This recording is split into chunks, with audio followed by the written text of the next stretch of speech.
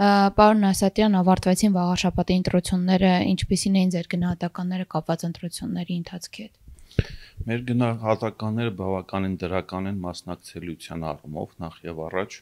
որովհետեւ եթե վերցնենք ուրեմն վաղաշաբաթի առաջվա ընտրությունները 21 թվականի, ապա այնտեղ մասնակցելիության շատ ցածր ցուցանիշ կար։ Այս անգամ ընտրությունները առանձնացան մասնակցելիության բարձր ցուցանիշներով, ընդհանուր առմամբ ինչը պայմանավորված է քաղաքացիների մասնակցելիության հետ, բավականին դրական եմ գնահատում, ինչը պայմանավորված է արդեն կազմակերպչականի հետ, ապա գնահատում եմ խայտառակ։ Ընդդիմադիր երկու ուժ անցավ, դուք եւ Մայր Հայաստանը, ձեր գնահատմամբ որն էր խնդիրը, որ երրորդ ուժ չանցավ, արդյոք ընդդիմադիր ուժերը բավարար աշխատեցին այս ընթացքում։ Ընդդիմադիր ուժերից հաղթանակ դաշինքը բնականաբար շատ լավ աշխատեց, իդեմս առաջաչակենտրոն կուսակցության եւ Հայ հեղափոխական դաշնակցության մենք իրականացրեցինք բավականին պրոֆեսիոնալ քարոզարշավ, բավականին պրոֆեսիոնալ PR արշավ, բավականին կազմակերպված եւ ընտրողներին շատ հասանելի կերպով ուրեմն ներկայացված ծրագրով, ինչ վերաբերում է հաղթանակ դաշինքին, կարող եմ շատ բարձր գնահատել, դրա առհավատչյան 10,000-ից ավել վստահության քվեներն են, որը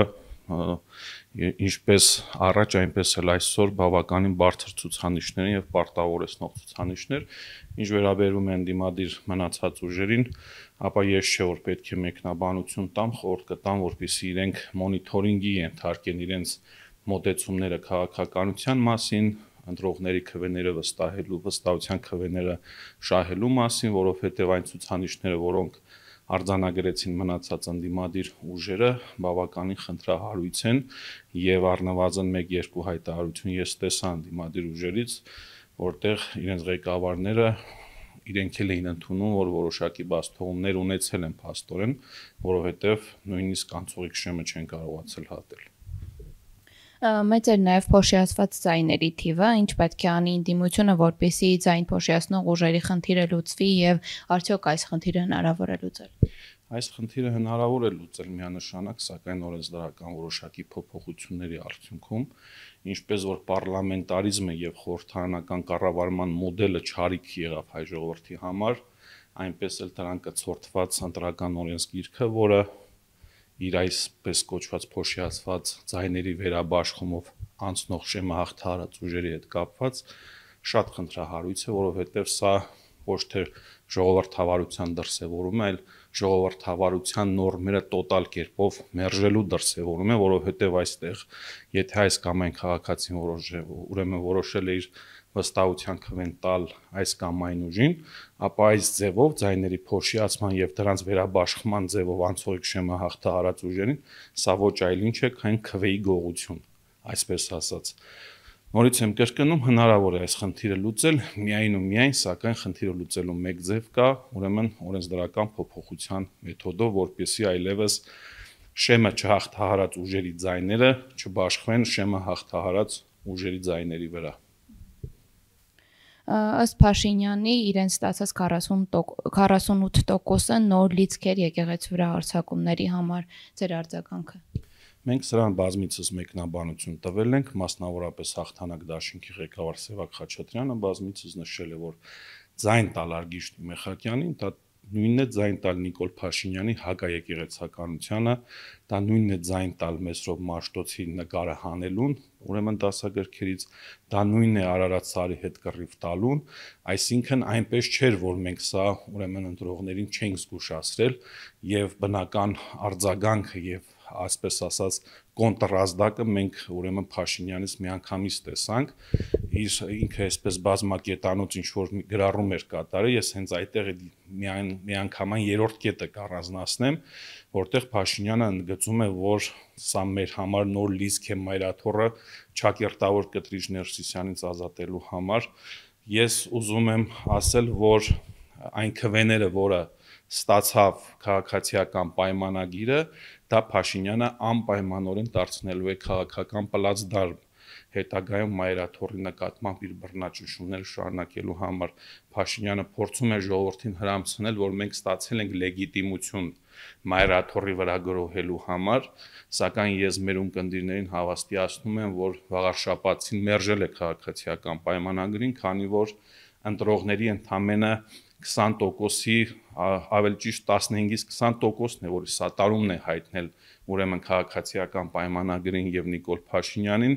արձանագրենք, որ 4 արդյունքներով Նիկոլ Փաշինյանի գլխավորած ուժը չի գերազանցել 50+1%-ը, հետեւաբար չունի բացարձակ մեծամասնություն եւ հետեւաբար չունի ժողովրդի վաղարշապատցիների բացարձակ մեծամասնության աջակցությունը։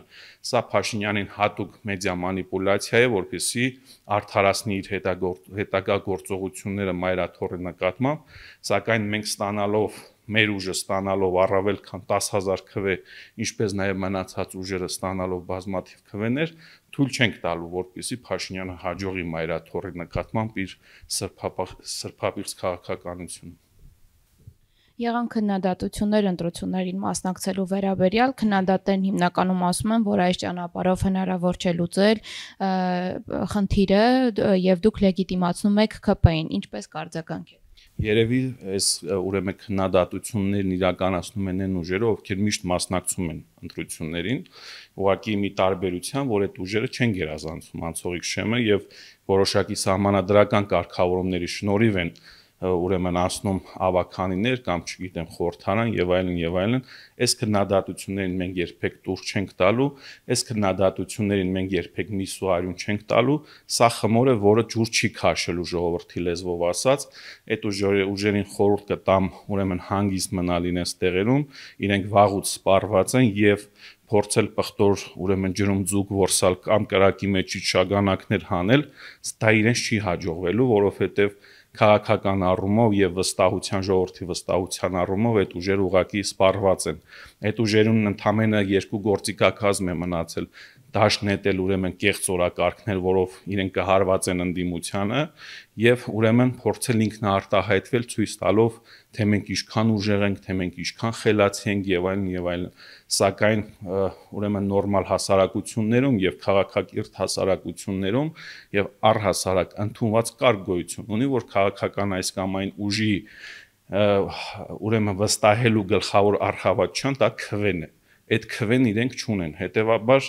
իրենք որոշակի ցայտնոտի մեջ են ընկնում ամեն անգամ, երբ տեսնում են, որ իրենց ուրեմն վստահության քվեները ժողովրդի կողմից իրենց աջակցությունը արդեն մոտեցել է զրոյական։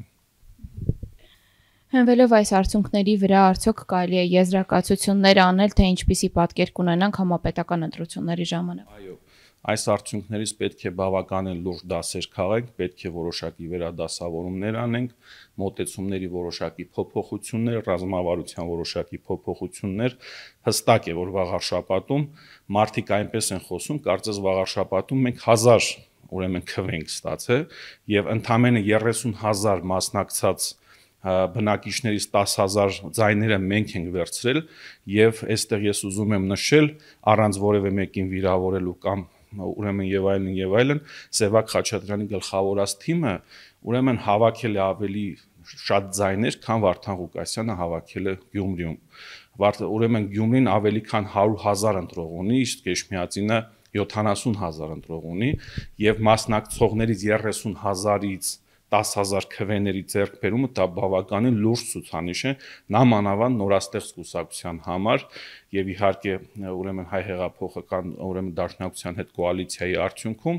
նման տոտալ բռնաճնշումների պայմաններում, նման տոտալ ընտրակեղծիքների պայմաններում, վարչական ռեսուրսի կիրառման պայմաններում ընդդիմադիր ուժերի անդամների հարազատներին գործից հեռացնելու պայմաններում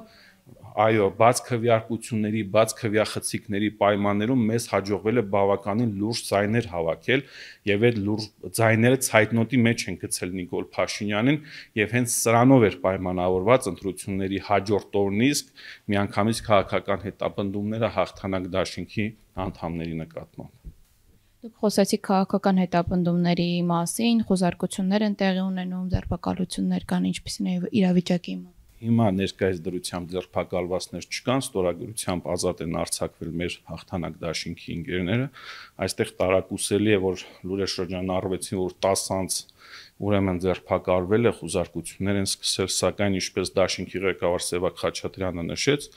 ինքը ճանաչում է ուրեմն այդ անձանցից ընդամենը 3-ին, ովքեր հանդիսանում են հաղթանակ դաշինքի անդամներ, ավականու անդամներ, մնացածին մենք չենք ճանաչում եւ առհասարակ այս քաղաքական հետապնդումների հիմնական պատճառը, հիմնական հիմքում ընկած է հենց հավաքված քվեների ձևը, ուրեմն քվեների թիվը, որովհետեւ նորից եմ կրկնում, այն թիվը, այն ցուցանիշը, որը արձանագրեցինք մենք, բավականին խնդրահարույց է Նիկոլ Փաշինյանի համար։ Որքան որ մեզ համար է խնդրահարույց ուրեմն Փաշինյանի ուժի հավաքած քվեները 48%, հավատացեք, նույնքան կամ ավելի շատ խնդրահարույց է դա Նիկոլ Փաշինյանի համար, որովհետև մենք արդեն տեսնում ենք ուրեմն քաղաքական որոշակի ուրեմն վերադասավորումներ եւ մենք տեսնում ենք, որ 26 թվականի ընտրություններին ընդառաջ այսպես ասած ընդդիմադիր դաշտը բյուրեղանում է եւ արդեն տեղերն ու դերերը արդեն շատ հստակ են ու արդեն հստակ են ովքեր են փորձում պղտորել դաշտը, ովքեր են փորձում ուրեմն վնասել իրական ընդդիմությանը եւ այլն եւ ինչպես ուրեմն Հայաստանի Հանրապետության երկրորդ նախագահն է նշել, որ հնարավոր է 2-3 ընդդիմադիր ուժերի կոնսոլիդացիայի արդյունքում կամ ընտրություններին մասնակցելու արդյունքում հնարավոր է գահընկեցանել եւ իշխանազրկել Նիկոլ Փաշինյանին, ուղղակի վաղ շաբաթում այդ երկրորդ կամ երրորդ իրենից մեծ ուժ ներկայացնող եւ մեծ պոտենցիալ ներկայացնող քաղաքական ուժերի մասնակցելիությունը մենք դեռևս չտեսանք, սա չգիտեմ ինչ հանգամանքներով է պայմանավորված, սակայն ընտրությունների բուն արդյունքները եւ ընտրությունների բուն կոնցեպտը